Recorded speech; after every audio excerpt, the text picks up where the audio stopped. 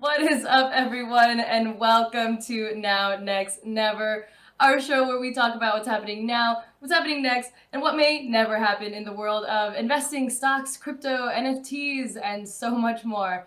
I'm Nicole Casperson, and with me, as always, are my co-hosts Delano Suparu and Zaid Admani. Guys, it is Monday. I am so excited for anyone tuning in right now. We have plenty to go over. I feel amazing. I had the best weekend, just telling you guys about it. In New York City, showing a friend from Ireland around. So it was like, I got to experience New York, beautiful New York, for the first time through his lens. So how was all of y'all's weekends? What'd you do? What's up, Nicole? I did my taxes, so my my weekend was not nearly as awesome as your weekend. I was figuring out my papers and finding all the documents, and it was I had basketball in the background, so that was fine. I kind of got through the weekend, but it was not nearly as fun as your weekend. But we're gonna make it better by talking about some awesome stories today. A company that you might have heard of, Apple. We're gonna be talking about them and how they made $6.5 billion by saving the environment. We're gonna kind of talk about how that happened. Vitalik, the creator of Ethereum, gave an interview to Time Magazine, and he has some concerns. So we're gonna talk about that. And then parents and Meta just don't understand. It's a callback to Will Smith for those of you that are older than 27. Zuck and company are letting moms and dads limit their teens' VR experience. I think we're going to have a good debate about that. Delano, what do you think? We are definitely going to have a good debate about that, Zaid. Nicole, how are you two doing? It's great to be back with you guys again. And it's great to be back with all of you that are watching wherever you are watching. Do me a quick favor because we're going to talk about all those topics and how it relates to you and your money. But please, before we get started, make sure you like and subscribe and leave comments and engage with us every time you're watching our show. We love it. We can't get enough of it. And also hit that notification bell so you know every time we're going live, because guess what? We're going to jump into those topics right this second, and we're starting right now. All right, starting off with Apple. They're always trying to figure out how to make more money, guys. And the way they did it this time was brilliant. So back in 2020, a couple years ago, if you guys remember, they stopped including accessories with their new iPhones. No more power brick to charge your phone. No more of their ear pods, like their headphones that they have, the wired headphones, which I quite like. I think they're pretty good. And apparently they're making a comeback right now. All the Gen Z kids love them. They stopped including those things with their new iPhones. And because of that, according to one estimate, Apple is bringing in an extra $6.5 billion. I mean, think about it, right? Apple saves money by not including those items. And for people that want the headphones or want a charging brick, they have to go out and buy those. So that makes Apple more money. Other cost-saving things like it reduces the size of the package, so little things like that. Apple has made an extra $6.5 billion. And what they're saying is the reason they did it wasn't for the money. It was to reduce waste and lower the environmental impact.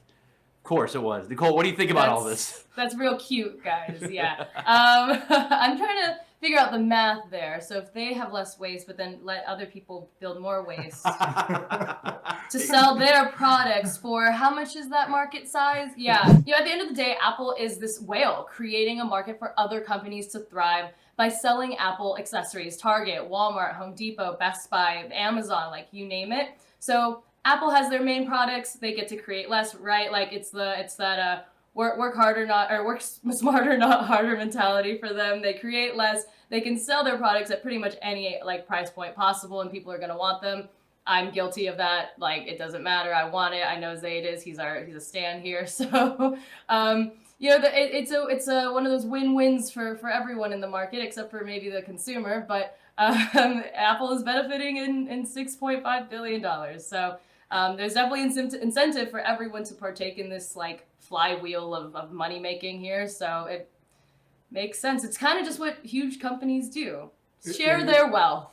So true, Nicole and Zaid. I actually remember the first time I opened up a box, like the iPhone box. I was like, oh man, it came with all these accessories. The next time I opened it up, it came with a little bit less, but I didn't care. It was still iPhone. And the last time I opened it up was just the dang iPhone, all right? Next time I don't even know if I'll get the full iPhone. Maybe I'll get just a portion and a SIM card. I don't even know what's going to happen next.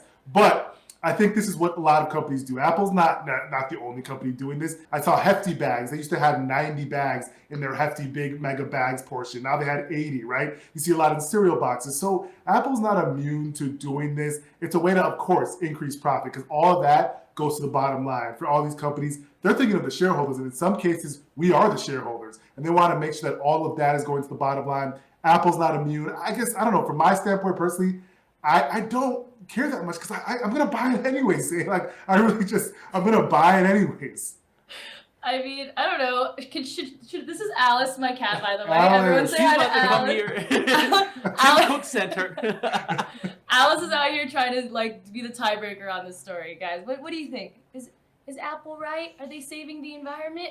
Let us know. I'm gonna put a cap on it this way. This is the most Apple thing of all time, though, right? It's Apple's good at two things: marketing and making money.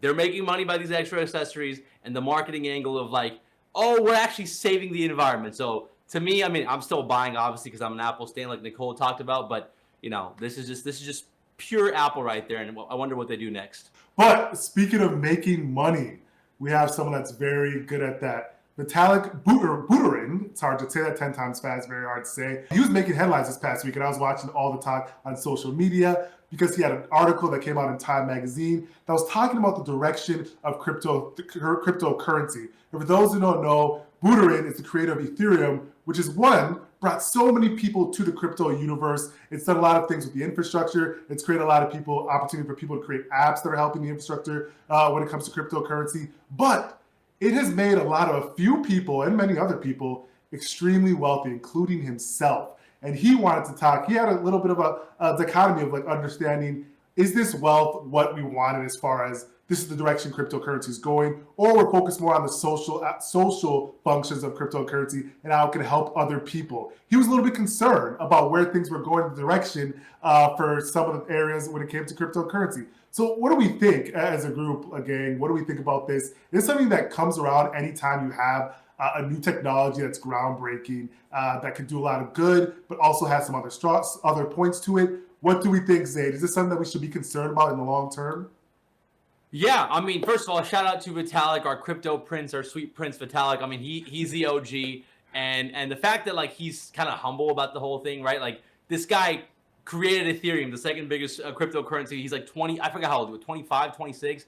The dude's like in his 20s, worth $1 billion, dresses like he's 16 years old. I mean, shout out to him, right? Because if I had his wealth, I'd be just dripped out. So I think he's like the perfect person to talk about this stuff.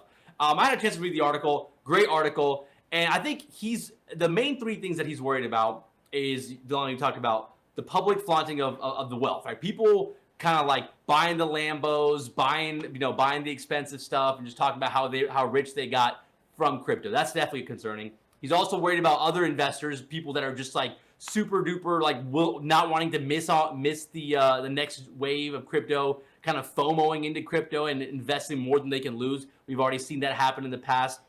And then he's also worried about the transaction fees, the high gas fees that Ethereum famously is known for. And that obviously poses some challenges to Ethereum. But I think you said it best, man. I think this is something that every new technology has to deal with, every new innovation. I mean, just even going back to the stock market, right? The stock market in the 1980s, a lot of people got rich off of that. But now it's obviously one of the best ways for even the normal people to build wealth.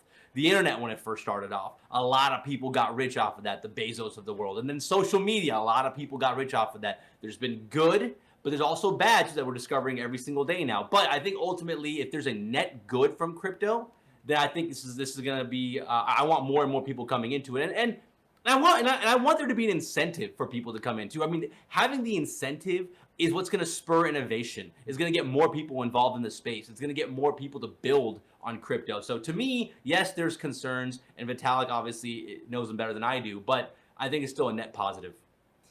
I mean, I don't blame him for being worried at all. And I get your points, Zayd, but I think there's like a whole other side of the conversation where crypto's narrative has been largely taken over with this with $1 million pictures of monkeys and this like bro yacht club lifestyle in Miami. I'm serious. So the communication just of how blockchain technology can accomplish things like meaningful effects in this world, right? Like giving more financial access and equity to more people, right? Helping people actually access the financial system in a different way that has, historically left them behind. These are the, allowing capital to flow between countries without any difficulties. Like these are the kind of things that I think that, when someone as innovative, creates ETH or crypto or whatever, they're like, oh, how do we create this more, utopian world where things are better for everyone? And then, we do a great job here, especially in America, of like twisting it into this whole other thing. And that's what just happened. That message has gotten lost. And so I think it's on, us and people in the industry to make sure that message is still coming across. And, but at the end of the day, we have to think of things also like cryptocurrency providing that lifeline to the folks in, Ukraine, to Ukrainians whose banks are inaccessible. At the same time, though, to the point of the flip side is regulators worry that it will be used by Russian oligarchs to evade sanctions. So there's a flip side to both. The balance is hard to find. Like you guys said, like any great innovation like the internet, ETH and crypto can be used for good and bad. So it's just a matter of, communicating all of it. I think just being super transparent. But for him, he invented it, created it. But once you give something to the public and they run with it, there's not, I think, too much you can really do aside from communicate the message that you hope to see. And I think he talks about that in the piece. He talks about how, like, he's not the CEO of Ethereum, right? He's the creator of it, but there is no CEO of Ethereum. It's just kind of like, it's not like a Zuck where he can kind of like have a massive influence and like pretty much control the company. He doesn't have like a control like a CEO does. He's influential because he created it, but ultimately it's not really his to control anymore. The market will do whatever they want to do. And if that means, flashing the $300,000 JPEGs, then that's what the market's going to do. But ultimately, I think all this stuff will get settled out. And like, we don't even talk about all the people that, like, the internet, when it first started, there was a lot of people that got rich, but people are still getting rich off the internet now. And I think that all these innovative companies that have come up from this, like, I think it just gives more and more people incentive to build in this space. So I think the super rich stuff is like a feature, not a bug. I think it might like motivate some like 19-year-olds to like get into this space. And to me, if you can make an innovative company that helps people, then I think it's a good thing. Yeah, exactly. I think the messaging portion that you guys are both talking about is actually really important here. The messaging for the long term will be, in my mind, a lot of the good things that come from this new technology, right? Like, we're seeing examples come up every once in a while. Nicole mentioned stuff about what's going on, obviously the horrible situation going on in Ukraine, which we have to give a shout out to Mr. Buterin, because I think he's, based on his timeline, he's doing some things to help people out over there, his Twitter timeline. So that long-term messaging will be there. Obviously, the quick, flashy, fly-by-night, once-in-a-while thing is going to be, something that's flashed in front of you when it comes to being rich and showing off different things for people. But the longer-standing, narrative here, I think, will be the social good that comes from this new technology. And that's something that's longer-standing. We're still in the early stages, so we kind of have to wait that out. But I think that's what is the everlasting piece when it comes to cryptocurrency. Yeah. It's interesting the way that, like, almost some bad has to happen until we can reach that like greater good aspect. So, well, let's see if that is the case for Meta, which is gearing up to release a parent dashboard accessible from the Oculus mobile app to allow parents to link to their child's account and limit the content they can access if both adult and teenagers agree, because I guess teenagers have a say at all. But apparently there are things like strip clubs in the metaverse. I had no idea. I've been too busy just listening to like podcasts where I'm sitting next to like Saweetie, and anyway, that's a rapper. Okay, so Meta has placed more restrictions on other platforms like Instagram, so this isn't entirely unsurprising. So I think that whatever you tell a teenager not to do, they're just going to do it anyway. I remember being a teenager, so sorry, Mom and Dad. I figure maybe this is kind of a way to, restrictions spark curiosity, I think, further for teenagers, for anyone, but especially teenagers. So, and I think that ultimately Meta wants teens in, VR gaming, and this be the huge next wave of the gaming world. But because once you get to teens, your business is pretty much like guaranteed to thrive. What do you guys think? I know one of us here is going to one day soon have a teenager themselves. So thoughts overall? Yeah, that's true. My daughter is only 3 years old right now, so I don't have to worry about this for another decade. I'm not even gonna let my mind go there. But as far as like what Oculus is doing, or what Meta is doing, like, I think secretly they want like apps and whatever comes up from the metaverse that is edgy, right? They want something that like teenagers kind of get excited about, or that they get restricted. I mean, I call it the the GTA moment, right? Like when GTA came out, Grand Theft Auto, for those of you guys that don't play video games, Grand Theft Auto, when they came out like 20 years ago for PS2, there was a lot of controversy about it because like it's a pretty like edgy game, right? And a lot of parents forbidden their kids from playing it.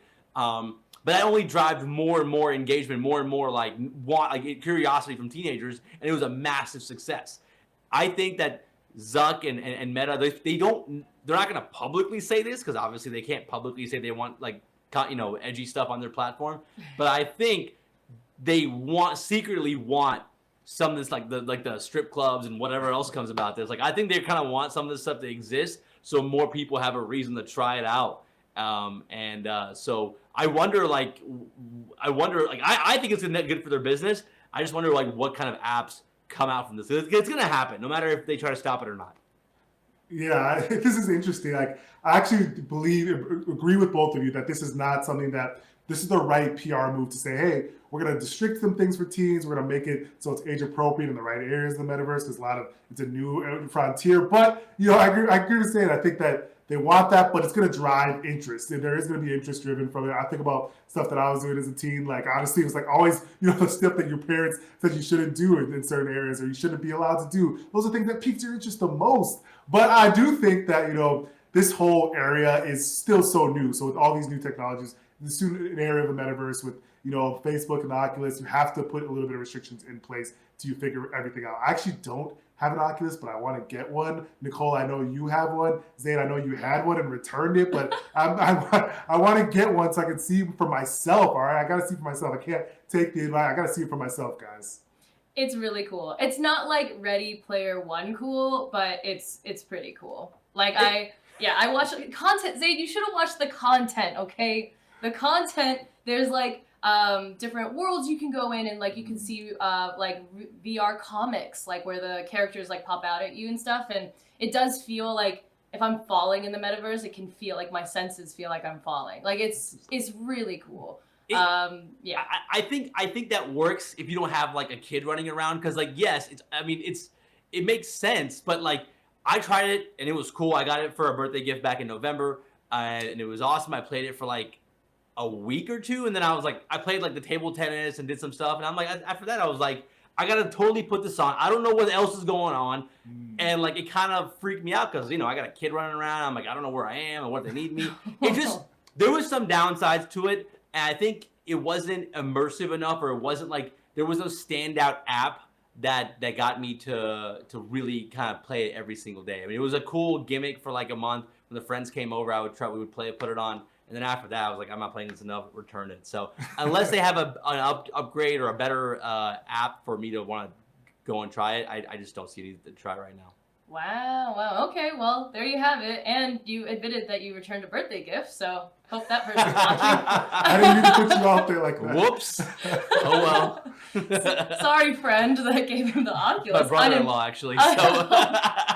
Sorry, family member. Completely unimpressed. Okay, well, moving on. Thank you, guys. That does it for our top stories. We're now going into Now, Next, Never. Zaid, what is happening now that folks should be paying attention to? Sticking to the crypto theme, Apecoin. So a lot of people know about this NFT project, Bored Ape Yacht Club. It's the most popular and highest value NFT project in the world. I mean, the floor price or the minimum price for one Bored Ape is like 100 ETH, which is what, like $280,000, $300,000. So it's a really big project. It's the most popular one.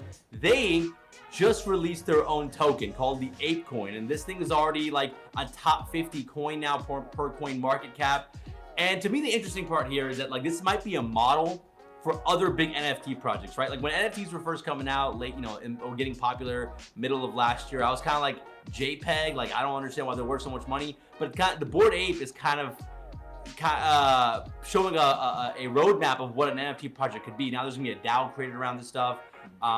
Bored Ape NFT holders are going to get airdropped this coin, and there's so many things that are being developed now. I think it could be a roadmap for where NFTs are going to go, and it's kind of showing that it's not just a $300,000 JPEG. It might be something more. So I'm excited to see what becomes of this Apecoin and the Ape DAO as well. That is interesting.